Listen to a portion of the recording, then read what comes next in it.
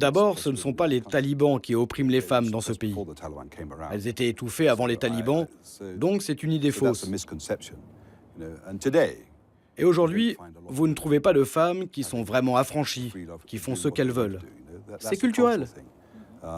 Les talibans étaient vraiment en harmonie avec leur propre culture.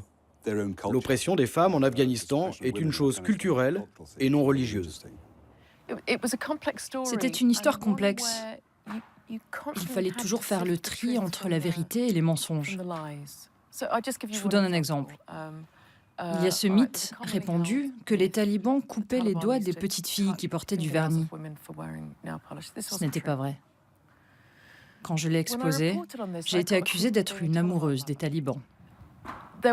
Il y avait toujours du bon et du mauvais avec les talibans. Ils n'ont jamais dit que c'était interdit pour les filles d'aller à l'école, mais que c'était trop dangereux. Un nombre colossal de filles allaient à l'école à Kaboul, dans les maisons. Des écoles entières clandestines fonctionnaient. Les talibans ont fermé les yeux. Nous avions un projet pilote de construire 40 écoles de filles et 40 de garçons. Les talibans tenaient à cette égalité. Ok, pourquoi pas, comme dans le reste du monde. Donc ce projet de 40 plus 40 était presque scellé. Mais là, je ne citerai pas de nom, les Nations Unies ont décidé que ce serait tout ou rien. Des écoles de filles partout en Afghanistan ou aucune. Les talibans m'ont dit, tu vois, vous n'êtes pas sérieux, on ne peut pas vous faire confiance.